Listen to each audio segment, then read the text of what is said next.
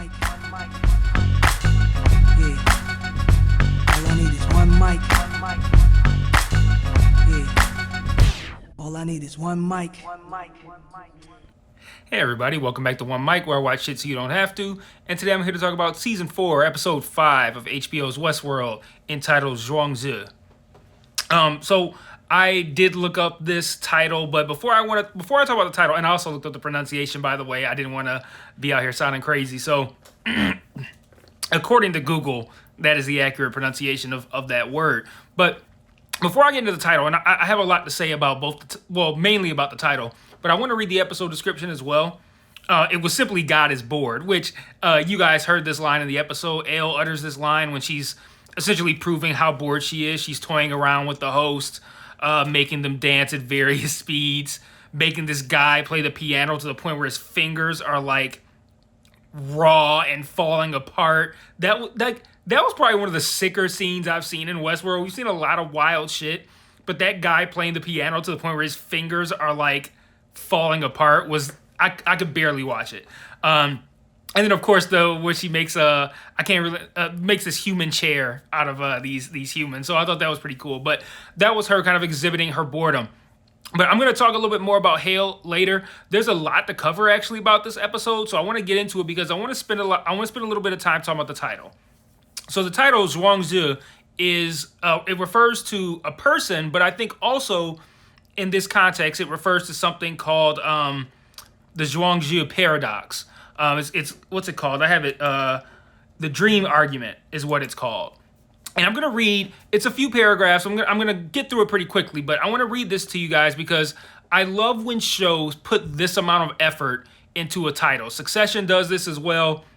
And I think while I'm reading this to you, you guys will understand and I won't even need to explain how this ties into the episode. So remember, like I said, it's called the dream argument, which is the Zhuangzu Paradox is, I believe, another term for the dream argument. So the dream argument goes, while one dreams, one does not normally realize one is dreaming. On more rare occasions, the dream may be contained inside another dream, with the very act of realizing that one is dreaming itself being only a dream that one is not aware of having.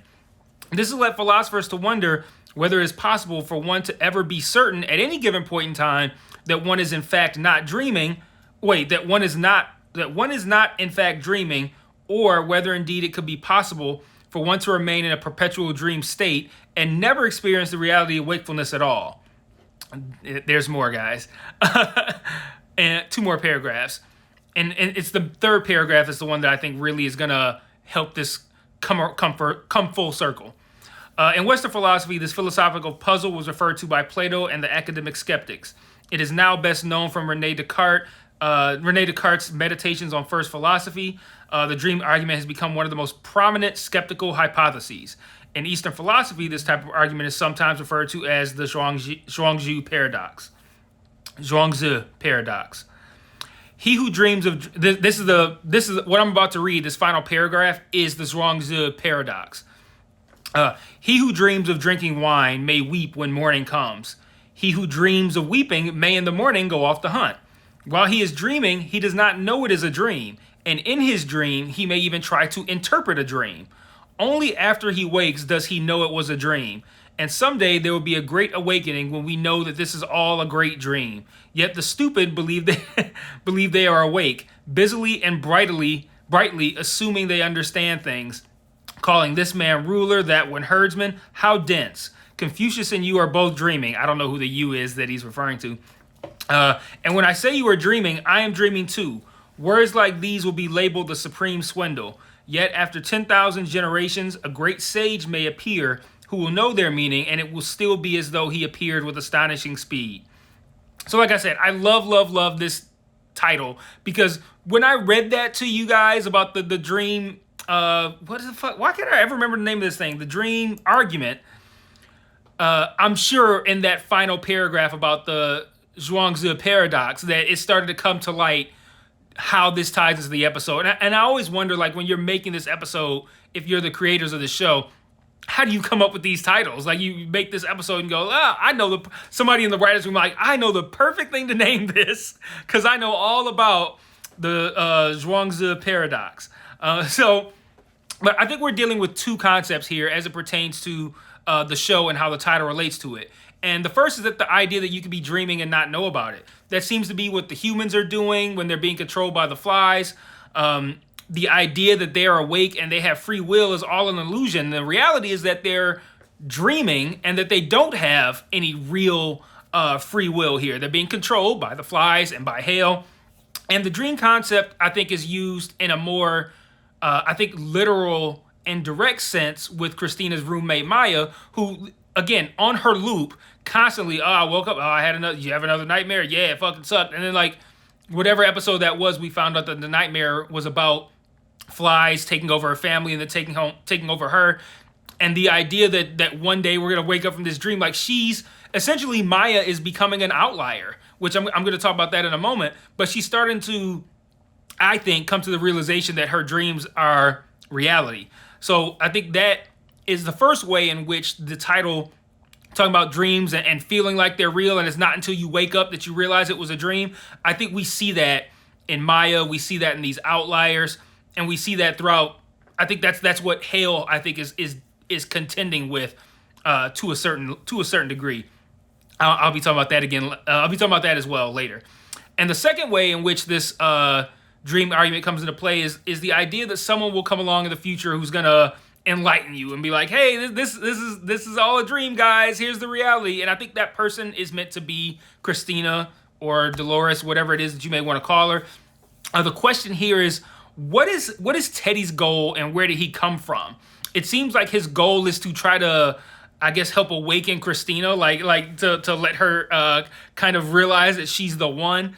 Like, there are a lot of parallels between this season of Westworld and The Matrix, but that seems to be his goal. But I guess the question is, who sent him? How did he get there? That'll be something that we'll have to, I guess, find out later in these final 3 episodes. So there's a few things I want to talk about that we learned in this episode, and I want to start with the outliers. You know, I talked about the outliers a little bit last week because we knew that Stubbs and Jay were on a mission to extract an outlier. And I posed the question, like, are these outliers people who have not been infected by flies at all?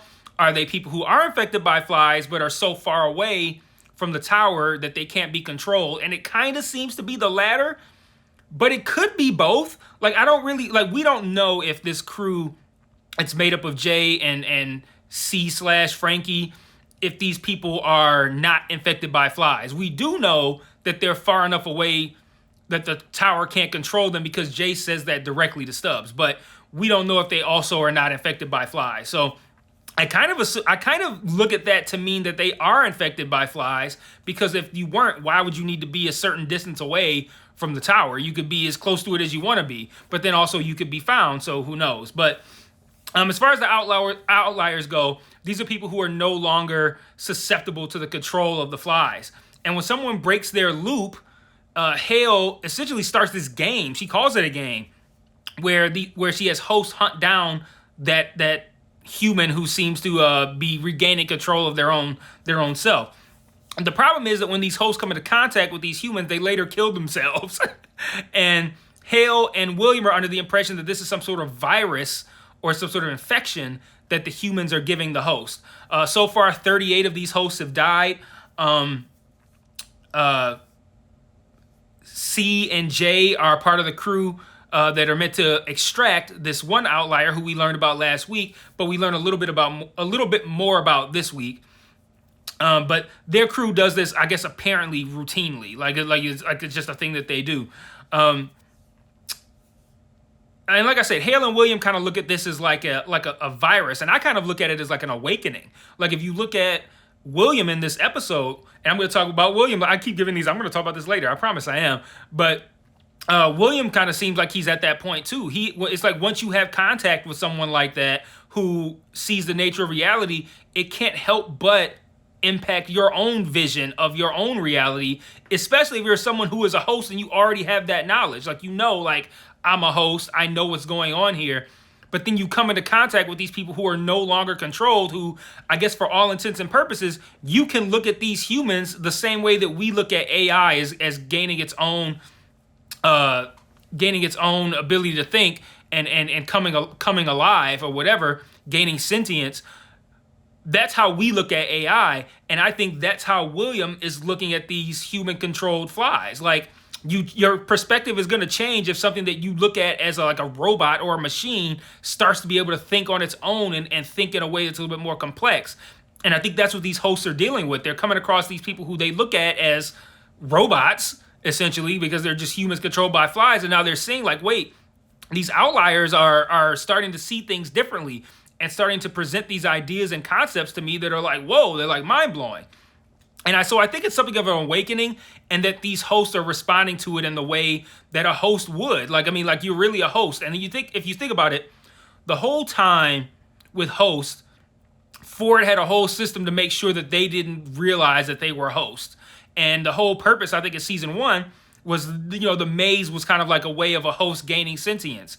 And I think when these hosts in present day, in this show in season 4, when they come across these humans who are having these epiphanies and explaining things to them, like, yo, this is explaining the nature of reality to them, it's almost kind of like a host no longer being unable to see reality themselves. Like, if you think about what I said last week about it doesn't look like anything to me, and how that's meant to make sure that hosts don't see things that will essentially inform them of the nature of their reality. I think that essentially running into these outliers is the same thing. Like, it's awakening these hosts to the nature of their reality, but they're hosts, so they kill themselves. I mean, that's me guessing. But I mean, hey, that's what we're here for, right? To try to make sense of this show. And I find this outlier stuff to be incredibly interesting. And speaking of which, I haven't spoken on the quality of this episode so far, but I really enjoyed this episode. I'm really enjoying what this show is doing, how it's presenting its information, how it's disseminating information. Like, we get some answers each week, but we get some more questions. It seems like it's almost like these episodes are kind of like a rolling, it's hard to explain. It's like, it doesn't feel like one long story over the course of however many episodes. It kind of feels like we're rolling from episode to episode, and things that mattered in episode 1 or 2, like that fucking temperance thing, is completely irrelevant now. And it's just the way that this show has progressed. I like this progression, how we've gone step by step to arrive to where we're at, as opposed to already kind of having this laid out, but then just kind of making sense of it as we go. I know that's a weird way to distinguish it, but I'm enjoying how things that seemed important in episodes 1 and 2, now that we're at episode 5, those things don't seem to matter as much, and the story has evolved in a way that's taken us pretty far away from where we started on episode 1, but everything that preceded it mattered. So I'm really enjoying that aspect of the show. Next, I want to talk about, and this is, kind of a continuation of what I was just saying, but I want to talk about this Hope character. This Hope character is this woman that we see at the beginning, who apparently she was involved in one of the games. She was meant to go find an outlier, who I have a suspicion on who this outlier was. Meant to go find this outlier, finds them, comes in contact with them, and she later ends up killing herself. And she's the woman that we see William have a discussion with in the cold open. It seems to me, well, we hear Hale say that Hope was 2 years old and was scheduled to transcend next week. As far as I could tell, transcend seems to be going into the sublime. And it also seems, Hale's goal seems to be that these hosts will essentially upload themselves into the sublime and can do whatever they want and live however they want and be free and all this. And I at first thought her goal was just revenge on the humans, but now it seems like it's something much greater than that. And she seems disappointed that they seem to want to be stuck here in these physical bodies rather than transcending into something greater. And she's like, why are they doing this? Like, I thought they were better than this. Like, we're supposed to be above this, and they're still fucking around with the humans. And she said it was supposed to be like I think she said it was supposed to be a stopgap, like a little bit of time to fuck around with the humans before you transcend into the sublime. But she says it's been years, and these hosts won't give up their human forms. And this frustrates her, but William seems to almost kind of understand it, which is why I said I feel like William's starting to have that awakening as well. Let's see, where was I? That's really all I had on Hope for the time being. So I kind of want to now talk about the nature of the reality as far as Christina's world goes, because Christina, I'm gonna pat myself on the back a little bit here, in that Christina does seem to be in a world that is, in essence, a park. Like I said, for hosts to fuck with humans. I just don't think it's necessarily a park in the same sense that Westworld was a park. I just think it's like a place where people can pay an admission and go to it and fuck with humans. I don't think it's that. But I do think it is essentially like a zoo. I think a zoo might be the better way to put it. It's like a zoo for humans, and for hosts to kind of get, whatever they need to get out of their system before they transcend. And my question is, I don't know if this park is, well, I don't know if it's a park in the sense of like it's walled in, and I think clearly this is meant to be New York. And does Hale have New York under her control? And if so, is it walled off from everything else? How do you stop? I mean, New York has to have the most in and out traffic of any city on this planet. How do you stop people from fucking Pennsylvania just rolling into New York and they're like, yo, what the fuck? Like, you can't keep this space pure if you got people coming in and out. So is New York walled off from everywhere? Is this even New York in the sense of like the geographical placement? Or is this a place that's meant to be like New York, but it's in the middle of nowhere? Like, oh, I don't know, a desert? Like, is that what it is? Does she have the whole world under her control? The whole country? Just New York? Just this swath of people that she has in this place that's like New York, but it's in the middle of the desert? Like, all those things I don't really have a grasp on, but we're not supposed to. But those are questions that I wanted to pose, because that's something worth thinking about, is just how much control does she have? Because I think if we can wrap our heads around how much control she has, we can wrap our heads around how this can turn for her being Hale. So I just want to keep that in mind.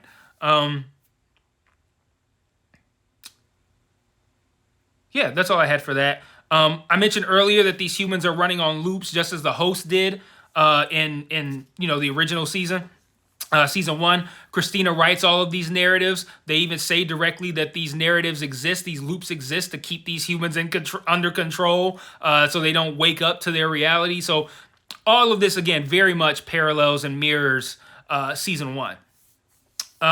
Next thing I want to talk about is Stubbs. And when I say Stubbs, I kind of mean like Stubbs and his whole mission, right? I mentioned last week Stubbs and Jay split apart from Bernard and C. And, Bernard and C went off to go find the weapon, which obviously was Maeve. And then I mentioned that Stubbs and Jay were off to extract this outlier, which now makes more sense after this episode. We know that the outlier was this one woman, and they were going to extract her. And we also learned that Hale, we learned about the game from Hale. They have this game where these hosts go track down these outliers, but instead of having the hosts do it, since they're all killing themselves, and since William has failed her somehow, she decides that she wants to send William to go find this outlier, which puts William in direct conflict. They're gonna bump heads with Stubbs and Jay and the rest of their crew. Let's see. I talked about the 38 hosts that have already killed themselves.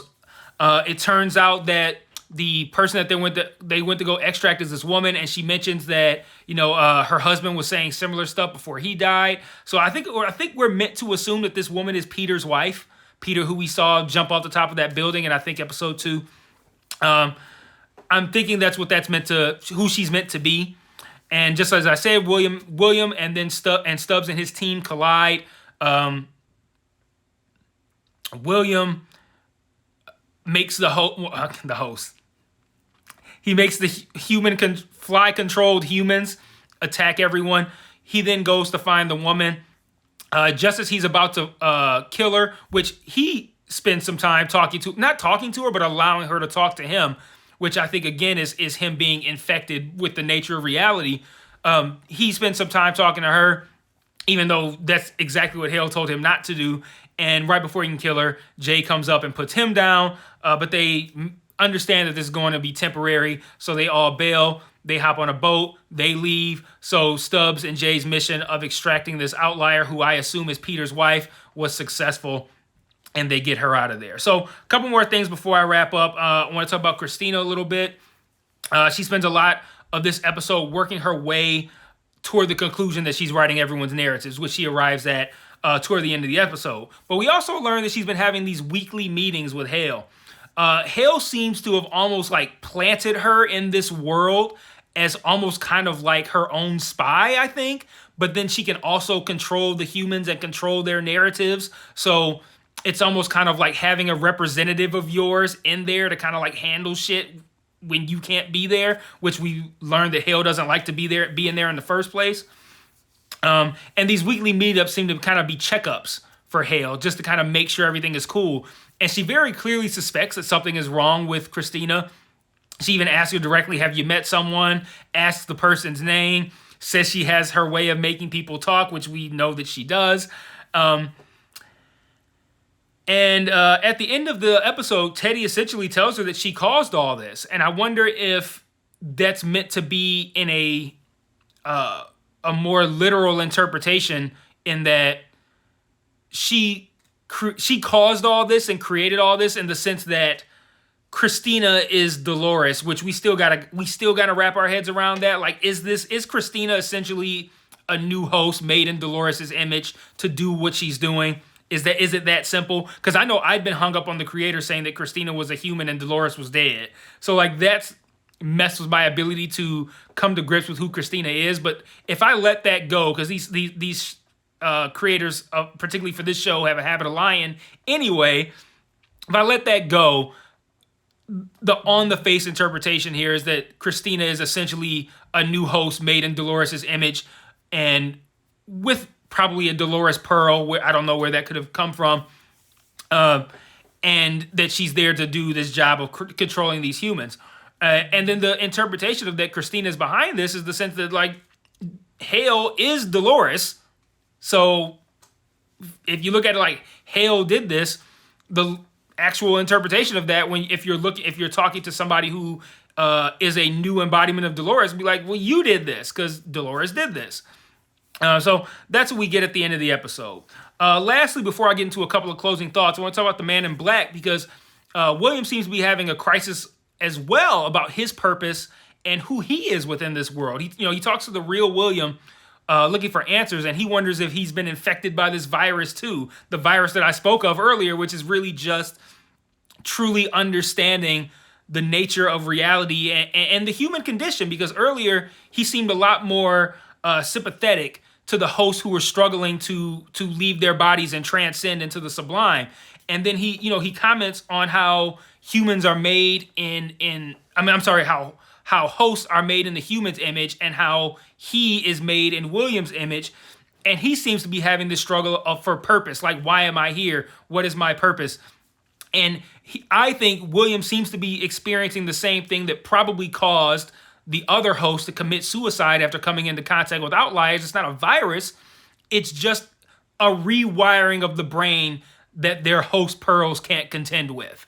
And that's my guess, but I wonder if this means we could possibly see a face turn for William in these final 3 episodes at some point. I don't know, but that's kind of my interpretation there. So lots of stuff to kind of go over in this episode. I tell you guys I watch it twice so I can have a much firmer grasp on everything that took place. I feel like I did this week.